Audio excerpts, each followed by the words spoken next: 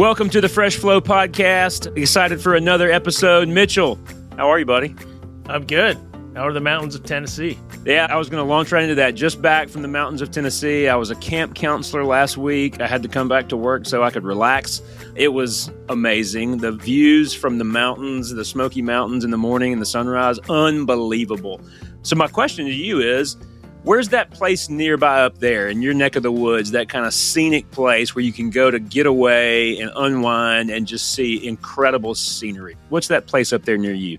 I think one of the best things about living in Vermont is that my commute to work's about 10, 11 minutes a day. But once you leave the confines of the hospital and the university campus, it's pretty much around you. You got the Adirondacks to the west and Lake Champlain, and then you got the Green Mountains to the east. And so it is a beautiful place to live, and so you really don't have to go anywhere to be there. I want to come up there and do some smallmouth fishing in Lake Champlain. That would be incredible, but you never invite me, so I guess I'll have to book it myself. Well, where we really need to go for scenic views is to Utah, right? So how about with that segue, you introduce our guest for today? So I'm going to buck tradition, and I'm actually going to do a traditional introduction here for Dr. Hopf. She is a professor and executive director of faculty development and academic affairs in the Department of Anesthesiology, Perioperative, and Pain Medicine. She's an adjunct professor in the Biomedical Engineering Department. She's a co-director of the University of Utah Coaching and Advancement Network, and they are one of the benefactors for the University of Utah Athletics. And we'll get back to athletics in a little bit. She's also been the president, or she still is the president of the Academic Senate at the University of Utah. But it is a pleasure to have you here. I think we met 15 years ago, and what you've done with your career is amazing. So welcome, Dr. Hopf. Thank you, Dr. Hopf, for being here. Thank you both. I am so delighted to be here. And a little bit like you've described me as the jack of all trades professor, I feel like you've given me questions to prepare for that are the jack of all trades questions. That's seen inside Mitch's head right there. So we'll start off with the hard ones, and they'll get easier as we get a little more comfortable here. But I think your research has spanned the gamut of wound healing, prevention of surgical site infections, to environmental sustainability, to sort of gender equity and the leadership in our specialty. I think in academic medicine, there's a tendency to think about I-shaped people, individuals that have a deep level of expertise. And by contrast, in design thinking, you want T-shaped people. Right, people with a deep level of expertise and a broad range of interests. And it's clear that you are one of those individuals in our specialty. Can you talk about how balancing everything that you do has sort of informed how you figure what you've done, what you're going to do next? Wow. Yeah, great question. And I will say, I think we are prefacing or predicating this discussion in part on the recent anesthesia and analgesia article by Megan Lane Fall and her collaborators, which elucidates these four primary pathways, sort of the 3I styles, which are clinician, administrator, educator, and investigator. And then that rounded scholar, which I think is more the kind of person I am. I do know how to grammar. I want to say first, I love that paper because it highlights the diversity of ways to contribute to our discipline and to contribute to medicine and to contribute more broadly. And all of them are valuable in preparing people to lead. And so I don't like to say, oh, there's one best way to be. I appreciate the variety of colleagues that I work with and all that they bring to the work that I do.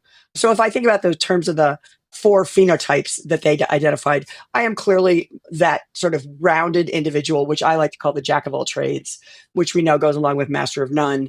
I like that you talk about the depth, the T depth.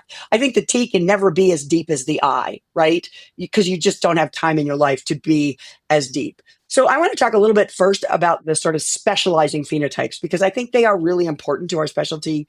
They have this deep passion and commitment to one of the areas that's really important to us. And I view that sort of single-minded pursuit of excellence as critical to our success, right? We need people who want to take deep dives.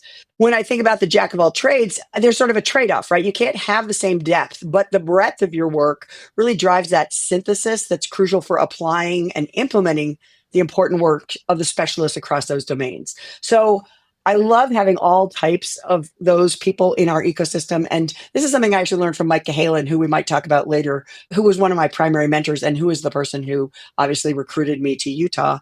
One of the things I loved about him was how much he valued the people who were primary clinicians, right? What he would say is, we would not have tenure line faculty if we didn't have people who wanted to be in the OR every day, right? And they are doing great work to advance care, but also they are giving me the capacity to not be in the operating room every day, to do the work I want to do. And they are often feeding me the questions that I want to answer. So I think what I love about the paper most is that what they found was all four of the types can be leaders, and they just look a little bit different in how they got there. So that's sort of my first big take on, have you done what you've done? I think a core arc of my career that's sort of infused really everything I do has been the idea of teaching and coaching faculty and also trainees and staff, although faculty are really my comfort zone, to take credit for their accomplishments and for the strengths and competencies that allowed them to achieve those accomplishments. So I think one of the things when we talk about these phenotypes and we sort of think about what kind of a person you are is it kind of loses track of, to me, what's most important, which is what's your big goal, right? So not, I want this leadership role, or I want to get promoted, or I want to publish that paper, or I'm hoping to get to work on Friday, but how are you going to change the world? What's your legacy? And I like to talk about that with people who just are starting, because I think when I think about the importance of that is, if you've got a big goal, it's much easier to tell your story of why you did things and how they all fit together to make the argument. It's easier to tell your story when you know what your story is about, but it's also sort of really important for figuring out the bucket or buckets that you want to focus on in your career, right? Is there some question you have to answer? Then maybe you want to be an investigator. Is it that you need to make education better for the next generation? Then maybe be an educator. Do inefficient and ineffectual processes make you tear your hair out? Then maybe you want to be a clinician administrator, right? And then you can fix those problems. So that, I think, is sort of how people end up down those paths. I think it's really helpful to sort of think about what your big goal is. And then what I thought about doing is, how can I incorporate my big goal into every piece of the work that I'm doing? Right? Like, I am doing research on surgical site infection prevention. I'm going to chair the perioperative infection control committee. I'm going to write book chapters. That was the pinnacle of my career when Mike Cahalan asked me to write a book chapter on wound healing for anesthesiologists, right? I'm going to teach medical students and residents and fellows about infection control. So it's all going to kind of come together. It's going to be what I am known for clinically. So I think that's one thing. But I also have to say, our lives are hard because, especially if you're a clinician, you don't have a whole lot of non-clinical time, academic time to decide what you want to do, right? And if you're like me and everything interests you and you're trying to do everything all at once, either you have to have a reduced clinical commitment or you're not going to get anything done. And so I think it's really good for people to focus, especially early on. And then I think one of the natural things that happens that means most people don't want to be jacks of all trades or just can't figure out how to get there. Once you've been established as one of those phenotypes, the specialized phenotypes, there are real barriers to diversifying, right? If I think about my colleagues who are in investigation, education, or administration as sort of their real something that you can see that's primarily what they do, that big goal has allowed them to say no to things that doesn't advance the work they think they have been called to do, right? And that's a good thing. I will also say, if you have the burning questions and you select the investigator path, your mentors will strongly encourage you to focus almost all of your energy on that difficult challenge of getting funded, getting results, getting published, doing all that work. I will say, I think I never had a mentoring meeting throughout my whole first 15 years of my career where they didn't tell me I needed to focus. So obviously I struggled with trying to be that. And then their chairs say, I'm not going to give you administrative responsibilities because I want you to be able to focus on your research. And that's really valuable for getting established as an investigator, but it's also a barrier to becoming a T, right? And then as that portfolio narrows, there are more and more barriers to increasing your work in other areas. You're specialized, so your leaders just think narrowly about what kind of opportunities to offer you. It takes a lot of effort to kind of figure out how to jump into the other area. You are joining something later on, and you're not an expert in it. You're a novice, and so you have to sort of learn how to do that. What about me? How did I kind of avoid that, getting specialized? I think my main driver in life is that everything is interesting to me. And I think that's great. And it all ties together. That has advanced my big goals. I love research. I love education. I love making clinical care better. Although honestly, I've sort of moved on from that as I'm near the end of my career. And what really makes me excited is making policy better, because policy is what drives success. I cannot do the same thing every day. I need variety. So I would have a hard time always being in the lab or always being in the operating room or always being in the educational space. So I like dabbling in everything. It opens this wider range of opportunities, right? I haven't had barriers to doing everything because I've just done everything from the beginning. On the other hand, it takes you longer to become the true expert, right? Like, so you're kind of wandering the wilderness for a long time while people are going, is she a serious person? Like, is she doing anything valuable? And then all of a sudden it kind of all comes together and it's phenomenally powerful. So that would be kind of my thoughts around. I think it's really important to think about how you want to organize your career. I think it's also important to keep in mind that specializing early gives you an advantage, and also keep your eyes open for how it can narrow down what your opportunities are.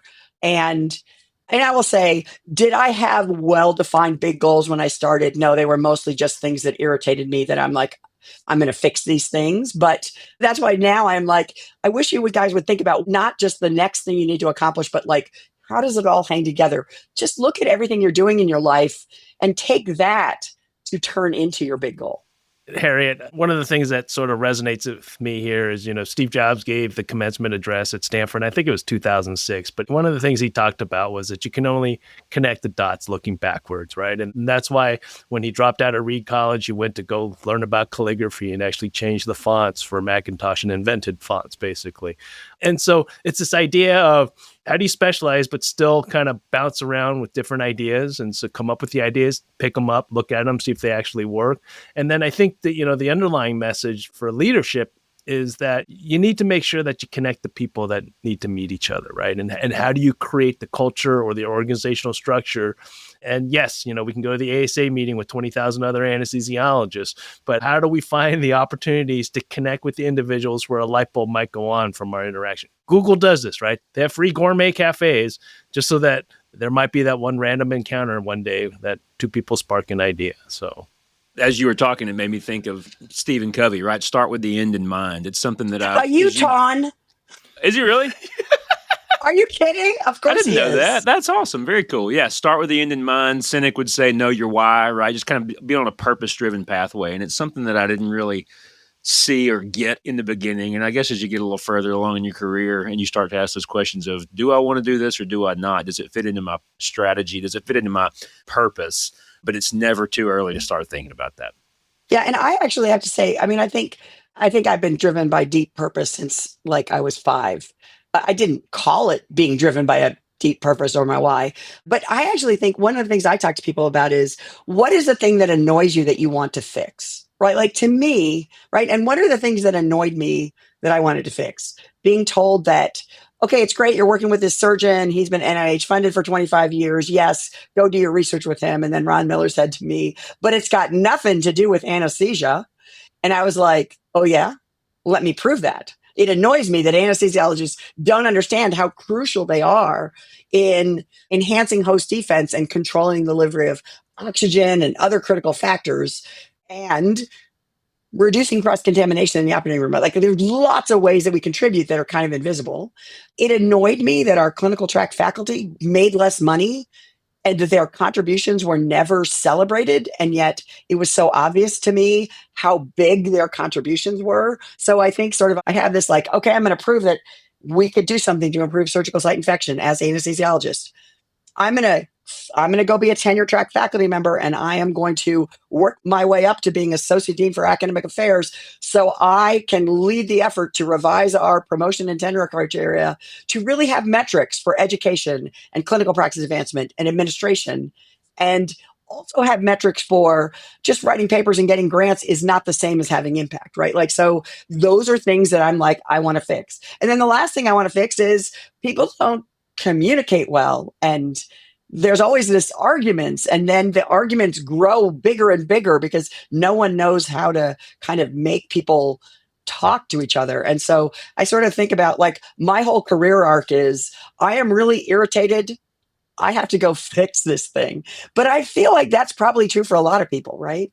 Yeah. You said something that made me think, and it's something that I've kind of felt similarly, is that as anesthesiologists, we often don't realize the impact that we could really have. You said that, hey, let me prove this to you. Let me prove to you how we can have a role. That's something that Rick Dutton, for example, had a paper on patient experience and said most of the things that influence patient perspective are outside of our control. And I kind of challenged him and said, well, what if we could control that? What if we could participate? And Rick, being as cool as he is, said, all right, cool, let's write something on that. That's kind of what you said, right? Is that kind of the driving force of how you said we can have more of an impact on wound healing, oxygen delivery, et cetera, and let me show you just what a leadership role we can take on? Yeah, and I will say, I think it's even bigger than that in a way. I think anesthesiologists, with our training, with our experience, are uniquely qualified to be leaders, to understand systems. And I sort of experienced this big time. So, our just retired Senior Vice President for Health Sciences is an anesthesiologist, Mike Good. Our current Chief Surgical Officer is an anesthesiologist, Smith a Warrior. Back in 2020, when I had been through being Associate Dean for Academic Affairs, and then I worked as a special assistant in the Office for Faculty. And when we were in a transition of our provost to president, and she needed to hire a new provost, I got appointed as the interim Associate Vice President for Faculty for the university as a whole, the first health professions person to hold that job. It was obviously only going to be interim for various reasons, but I'd gotten to know, I knew everybody in the university. And so we all closed down in the spring of 2020 with COVID. And then we were reopening in the fall of 2020. And there were lots of stuff in place for how we were going to manage classrooms. But what the provost realized was people wanted events to start happening on campus. And in the first couple of weeks of August, a bunch of universities opened and then immediately closed with an outbreak. And so they were like, we want to reopen, but we want to reopen and stay open.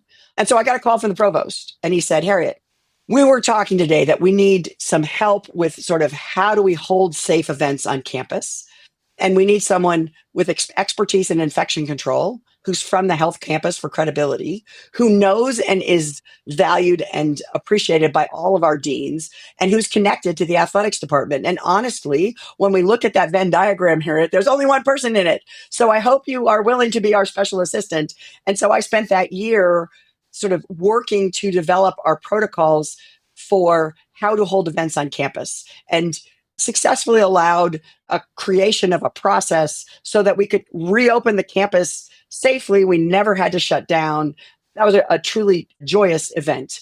And I believe that, again, that systems thinking, the way anesthesiologists are about patient safety, the way we're about communication, all helped me be a better leader. And in fact, as I'm at a cabinet meeting for COVID, the president of the university said, Harriet, you are our jack of all trades. You are our Swiss Army knife. We know we can pull you out whenever we need you. And then she said, and I'm noticing you anesthesiologists are leading everywhere now, and you should be, and I need to hire more of you. And so I think I maybe have done this more than average, but I do think that the way, for example, when we're in the operating room, we see the whole picture, right? The way we're everywhere in the hospital, the way we have taken the challenge as a specialty to fix things for patient safety reasons, for healthcare worker benefits, right? Like, I just feel like we have this systemic approach that really makes us better leaders. And honestly, that's again where there's the four phenotypes. But I think if you're an anesthesiologist, no matter what specialization or non-specialization you're focused on, you're bringing that skill or those skills that you've learned to how you're doing that work. Amen. I agree. What was it? Conroy, Lebarski, and Newman a few years ago, anesthesiologists as health system leaders, incredible paper that says exactly what you're saying right now. So, yeah, it's cool. I was going to argue fortune favors the prepared, and you're prepared. Yeah, no, I think it's true. I mean, I think one of the things I see a lot is people are impatient. They're like, I've been training for so long, I don't want to take that extra year to do something else. And I will say I got a great perspective on this once upon a time, which was back after I'd been on the faculty for 2 years, and this was planned. My husband and I took 14 months off and did a trip around the world. because we knew we wanted to travel when I finished, but we needed to have money. I needed to pay off my loans. And so when I joined the faculty, I said to Ron Miller, hey, yes, I would love to join your faculty. I just want to let you know in 2 years, I'm planning to take a year leave of absence and do a travel around the world. Is that okay with you? And he's like, yeah, that sounds fine. And I was like, cool. So about 4 months before we leave, I go in and I say, we're leaving in September. Remember, you said this would be okay. And he said to me, are you actually going to do that? It's going to ruin your career. And I was like, well, yeah, I'm going to take that risk. But in fact, it did not ruin my career. In fact, being gone for a year made it so that I no longer had surgeons say, get your attending in the room. Because, right, I had done my residency and fellowship there, and now I'm an attending, and they don't really notice that you've gotten more senior. But also, nothing had really changed in the year I was gone. Like, there's no big seismic changes in a year, right? And when I came back, I had all these experiences that made me better at my job. And so one of the things I try to tell early career people is take that extra time to learn those extra things. It's going to pay off big time in the future, even if it doesn't pay off big time now. And I took Latin in college because I don't know. I'm interested in everything. That's why. And my favorite thing I took out of that class was a saying, which is festina lente, which means make haste slowly. And I think that is something I kind of need to have up on my wall. I see this all the time in administration, right? Like, administration always wants to make changes quickly. And they're like, we do not have time. It's urgent. We do not have time to ask everybody's opinion. But it takes them 6 times as long because they roll it out and there's some things that they missed. Whereas if they'd spent an extra couple months just finding out what people thought was good, they would have found those couple of pinch points that they could have fixed before it got rolled out. So it's hard. We now have a legislature that's like, couldn't you graduate your students in 3 years from college? Because that would be so much faster for them. And I'm like, but what are they losing? Have we thought about what they're losing? And I think students also kind of want to get out there. They don't want to have as much debt. And I get it. But somehow we have to communicate better the value of spending the time to learn more things. I also took Latin, Harriet, and I just wanted to say I'm glad it wasn't semper ubi sub ubi. So we'll just leave that for the guests. Yes. No, I think partly it's because I've never been in a rush to do things, so I've sort of needed to justify that. So we've touched upon it. You trained with Dr. Ron Miller. You've trained with Dr. Mike Cahalan. The giants in our specialty. And there is a saying that, we stand on the shoulders of giants. I actually think that we build a network, right? And you said it at the beginning of the podcast about deep purpose. Gulati at Harvard Business School and then Nadella at Microsoft talk about deep purpose in the sense that you have to look backwards and fly forwards to basically lead. So we've gotten hints of it, but how did Dr. Miller and Dr. Cahalan influence? I mean, obviously, one, they gave you the freedom to do what you wanted to do. But then there's always a need maybe just to control the exploration to make sure that you are going in the right direction. But how did they impact you? Yeah, I think I'll start with Ron. I will say the signal most big thing that Ron did for me was I was in the middle of my review for promotion to associate professor. I was in the in-residence series at UC, which is all the same requirements of tenure, but you have a 1-year contract. So I don't know, an interesting mechanism. So I did not have tenure till I got to Utah, but he called me into his office to tell me that it didn't look like it was going to go through. People were concerned that I wasn't independent, and they were concerned that I wasn't first author on enough papers, and they were concerned there wasn't enough work. And I was like, well, but I collaborate with all these people across the country. And those first authors are mostly medical students and residents. And that's why I'm the second author. And he's like, well, does your CV say that? And I'm like, don't people just know that? So I think that was kind of my first introduction to the CV seems like a pain, but actually it's a really valuable communication tool. So I revised it. I now have a little asterisk that shows who the trainee co-authors are. I put down all my collaborations across the country and the world. And I refused the inaugural UCSF Graduate Students Association mentoring award, just that moment in time.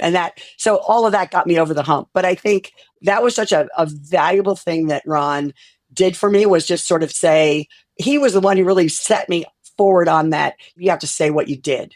He was also very interested in sort of the business aspects of medicine. I think before many people were, and he had a lot of really valuable things like we spend all our time on the trying to prevent people from doing the wrong thing.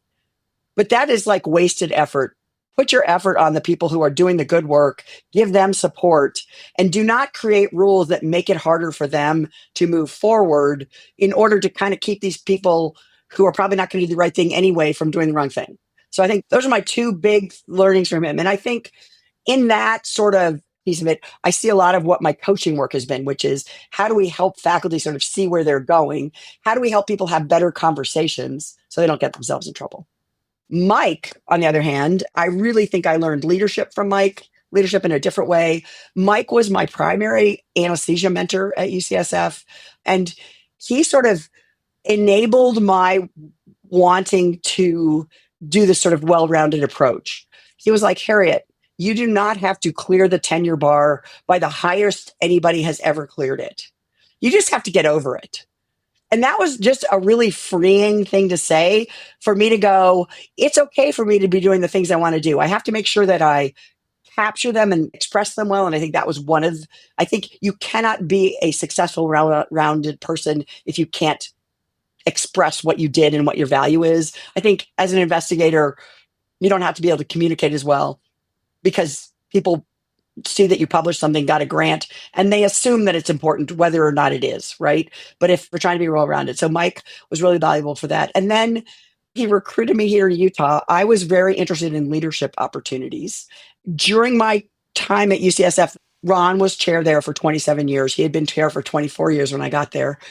The vice chairs were by and large the same people who were vice chairs when I was a resident. And so I just didn't see a lot of opportunity to gain leadership in the department. And I'd sort of been doing some stuff outside the department, but I really wanted to be a leader. And so a big part of why I came to Utah was I said to Mike, look, I really want leadership opportunities and I'm not really seeing them here. UCSF is a bigger place. Everybody wants leadership. I don't know. There's lots of reasons for it, but that was sort of my perception. And Mike said, well, I don't have any leadership to offer you now, but I promise you we'll get you leadership. And so that's sort of like, what does it mean to be so trustworthy that someone's willing to jump ship to a new place? And I just was sure that would work. And I think you can tell, it worked. It was good. It all turned out well. But I think Mike learned a lot about leadership from Ron. I think Mike was a great mentor for me, partly because he himself was such a well-rounded person, right? Like he did deep work in echocardiography, right? But he was also one of the best educators I ever had. I really learned a lot from him about that. He was an amazing administrator. And I think he learned some lessons from UCSF that he applied in reverse when he became chair, which I really appreciated. Just sort of in the way he managed the department, you could see here were the things that irritated him. And you cannot be a chair and not irritate people, right? No matter how great you are as a chair, you're going to do some things that aren't perfect. And that is actually why I think chairs should only serve for 10 to 15 years because they got blind spots that are going to kind of start to roil a little bit. And they're going to do other fabulous stuff, but eventually the things that they aren't great at are going to start to become bigger. So you need a new person to come in and focus on a different set of things. But anyway, Mike was also just a wonderful, caring person, and working with him in the operating room was huge for my development. I will say I am terrible at taking advice. To be honest, I already told you, people told me to focus more. I never did.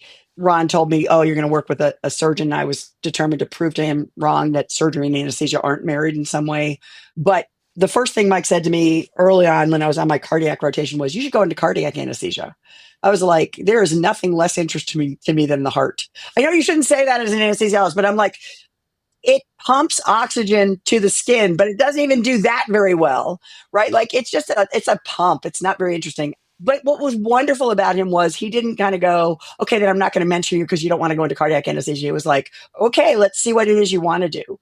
And then the other thing was he kept saying, you should be a golfer. You'd be a great golfer. And I'm like, there is nothing. I am with Mark Twain. It is a good walk spoiled, right? Like it is not my game. And so it was okay. He kept reminding me that I should play golf. I met my husband he was like, hey, do you want to go play golf? And I was like, I don't know if I really want to play golf. Anyway, we went and played golf together once or twice, and now he has never played golf again. So I feel like that was my triumph in that. He did not turn me into a golfer. I turned him out of a golfer into a hiker. You won. So for our audience members, Harriet is a 3-sport athlete in college. Basketball, softball, high jump. And I think the LPGA just called, Harriet. They're going to wait for you to get on the tour because you could probably make it. I mean, not a chance. So but Mike Cahalan's message about satisfice, Herbert Simon, is an important one. We have to know when to pull back the reins and focus our energies on something else. And then the other piece is, I think of leadership, right? And coaching, mentoring, design thinking, and medicine, right? That the basic platform is empathy, right? And for a leader to understand where somebody could go or wants to go, I think that's probably one of the most important skill sets that we have as anesthesiologists. So we talked a lot about leadership. Harriet, one of the areas where you've really been a titan and led is in researching and promoting gender equity. Where are we in 2025? Do we have a long way to go? Have we made up ground? Where do we stand right now? So I will say, I graduated from medical school in 1986. So I have a long recognition of kind of how life has gone. I will also say my mother is an emerita professor of botany at NC State University. And so I got to watch her progress through this system. She was a graduate student. My parents were both graduate students when I was a kid. And I will say, I can see enormous change, but I think what we've done is we've fixed the easy stuff, which wasn't that easy. And what we have left is really, really hard. So if I think about my mom's career, in 1958, she was a graduate student in botany, and she was married, and she was pregnant, and she was kicked out of her program because she was pregnant.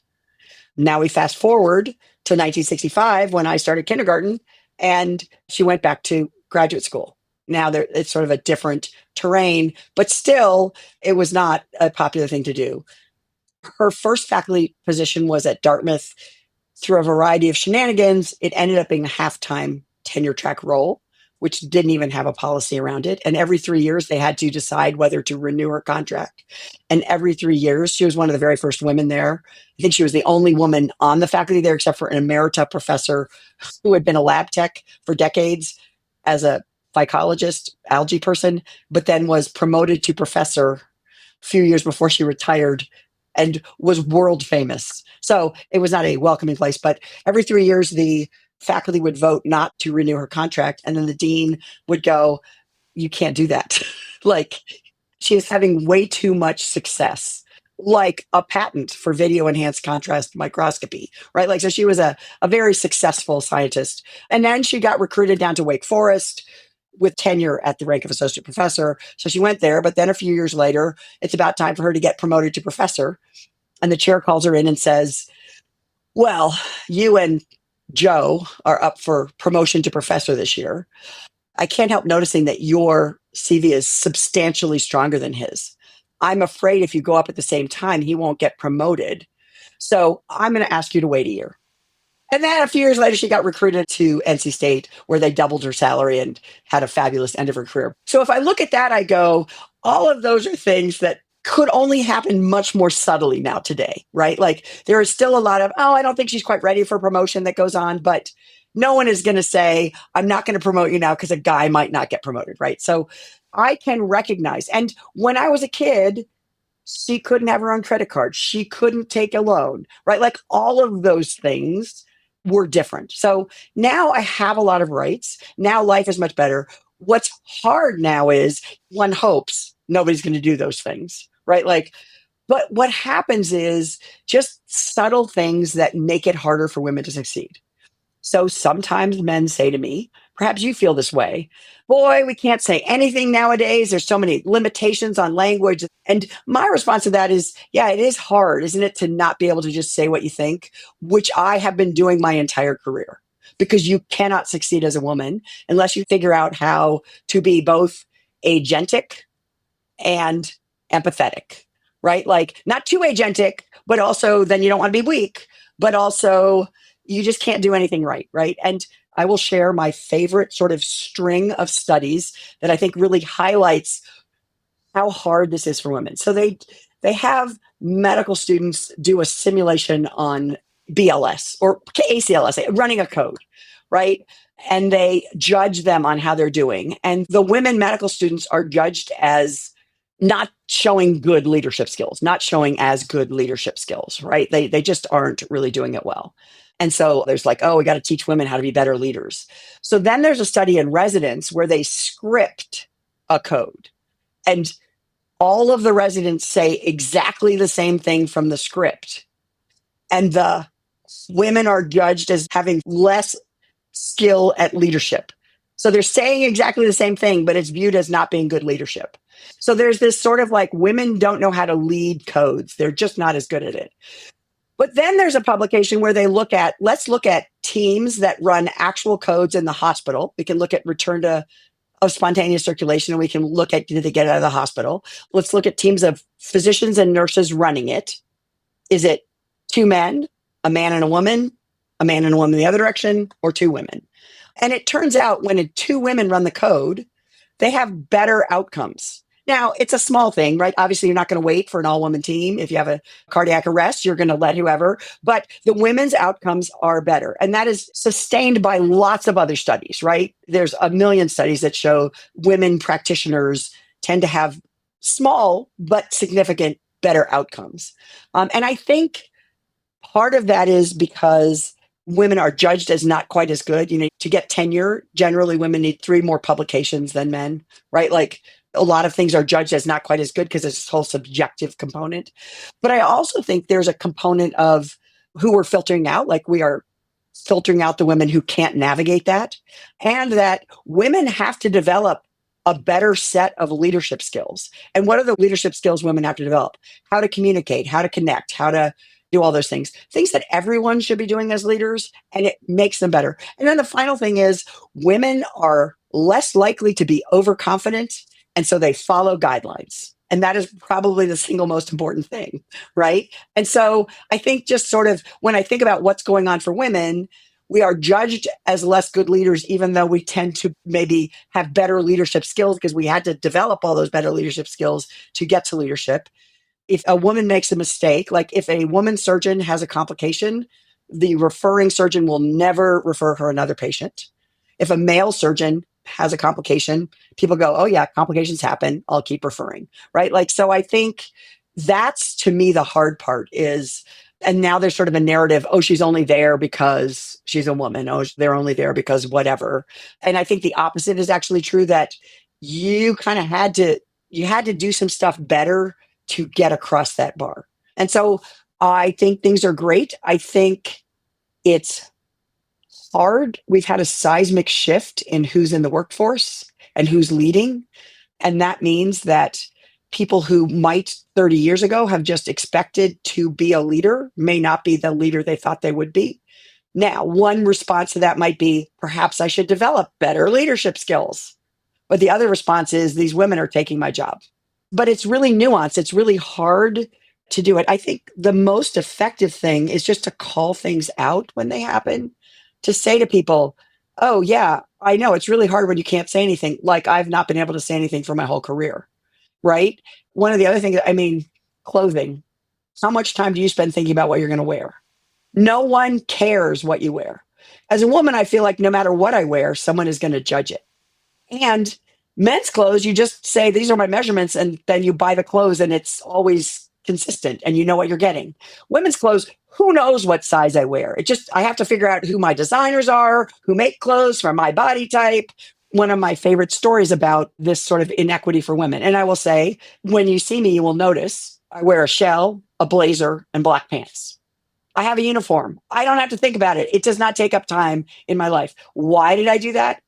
Way back, I'm a new faculty member and we're having one of our semi-formal dinners, right? To which the men are going to wear a tuxedo, right? They got one, they wear it every time. And we're in the lounge and one of the faculty, a man, says to me, are you going to wear that purple velvet thing again to this event? And I was like, this purple velvet cocktail dress I had was my favorite dress I've ever owned. It was fabulous. It looked fabulous. But he was like, you wear that all the time. You need something new. And then there were two women lounging like, oh yeah, you should go out shopping, Harriet. This would be so great. You got an opportunity to buy new clothes. Here's the thing. I am 6 feet tall. I cannot find clothes easily. When I find something perfect, I just wear it to death. I hate shopping. My mom shopped for me until I was about 35 years old. But I thought, well, I can't wear the purple thing again. I got done at San Francisco General Hospital. I drove down to Stanford because you can't buy clothes for me in San Francisco because it's aimed at shorter women. I go down to Stanford. I go to the Nordstrom. I try on a dress. It's a St. John knit. If you haven't heard of that, they are expensive. And I'm like, it's okay. Maybe I should get this. And I called my sister. It was before we could send pictures. I just called her. I had a cell phone and I call her and I go, she is quite into fashion. I go, I'm thinking about buying this dress, and I describe it. And she's like, you don't sound that excited about it, Harriet. How much does it cost? And I went, $750. And she says, was it blessed by the Pope? And then I come back to reality, and I just wore the purple thing with pride. And then I will say, a couple of years later, I actually got a tuxedo made and wore a tuxedo to events as sort of my way of getting back. But I look back on that and I think, here was an evening I could have spent writing a paper, going for a hike. But no, I drove down to Stanford trying to find a different thing to wear, even though the person who brought it up wore the exact same tuxedo we always did. So I think there's a lot more work that women have to do to make sure that they're not doing something wrong. When you think about the power of demography, right, and as things changed in the population, do you think it's going to accelerate the rate of the change of what you envision? Do you think it's going to accelerate, or do you think it's just going to be a constant struggle to maintain what we have or what we're trying to do? Right now, it's crashing and burning, as you might notice. I don't know if it's entirely crashing and burning internally. I will say, someone said to me once, a leader, it feels like the LGBTQ community has made lots of progress. Do you think they pushed too hard and moved too fast, and that's why there's all this backlash? And I said, well, do you think their experience of it has been that it's been moving too fast? So to me, we're at an interesting inflection point that really calls for more communication, right? Like, I think about higher education and the pickle we find ourselves in. I think we do great work. We all know how important higher education is. But have we been communicating it in a way that is obvious to people who are not in higher education, who just accept its value? And so I've seen a lot of really good work on institutions explaining what's so important about the research they do, explaining their impact on the economy. We have this Kem Gardner Center that puts out policy briefs. They're our demographic Utah trends arm of the university. And they have a really nice, what is the value of higher education policy brief that just shows the billions of dollars of value that the university brings to the state, right? Like, so I think this is true for all of these things. Perhaps we have to figure out language that reverberates for people, that is more persuasive. And also this idea of meeting people where they are and finding out what their challenge is. Like, what are you afraid of? Well, we're getting to the end of our time, and this has kind of become a tradition for the Fresh Flow podcast. What would you tell yourself a few decades ago? If you could give yourself advice now, as you kind of said, on the tail end of your career, early on, what would current Harriet Hopf say to maybe 3 decades ago Harriet Hopf? Yeah, I mean, I told you already, I have disclosed I'm not good at taking advice, so I'm not sure 30-year-old Harriet Hopf going to take this advice. And I will also say I've done okay despite not taking advice. I actually think sometimes people take advice too much. Right. I think that's a big problem, that people are like, well, this person told me this is what I have to do, so I'm going to go do it, even though it's not my dream. But aside from all that, I'm going to say something that you may not believe, but is true. My preference is very strongly introverted. So I will have to go be by myself for a couple hours after finishing this, right? Like, I show up as enthusiastic and expressive in public, but I really need to be alone. And so I think my advice would be figure out earlier how to ask for things, how to go talk to leaders, how to let people know what your goals are, how to ask for advice that you might ignore, and how to ask for sponsorship. Because I think that's something I would love to have done that even in college. My son went off to college and was like, connected so tightly with all his professors and did all these things with them. And I was like, boy, I wish I had done that when I was in college, but it was just something I didn't have the capacity to do. Over time, I will say, I learned how to network, but I learned workarounds to, I'm just going to go up to people. So learn how to network earlier, learn those skills like I can't introduce myself, but I'm happy to introduce someone I'm mentoring. Go be on committees and say smart things, and then people will ask you to be on more committees. Because I think I started out as the least likely person to have a big network in my mind. And now I would say I'm the person that people are like, ask Harriet, she knows everybody. Maybe that just takes a long time to build, but just that idea of people do not know what you want unless you tell them. Good stuff. Mitchell, final thoughts, man? Got some good news for you, Matt. What's that? We're part of Harriet's network now. I know. I'm pretty pumped up. This has been awesome. Harriet, thank you so much for doing this. This has been a blast, and I could sit and talk with you about leadership stuff for another 2 hours, but we'd bore people to death by the end of it. So this has been fantastic. Thank you. Thank you both so much. What a great conversation. Thank you for letting me get on my little soapbox a few times. And also thank you for doing this podcast, which I think is I've really enjoyed listening to them. Thank you so much. I appreciate that. We're having a blast. We're having a good time. This was just a crazy idea, and it has led us to meet some really cool people. So thanks for being on with us today. All right. Thank you. All right, guys, that's it for this edition of the Fresh Flow Podcast. We will catch you on the next one.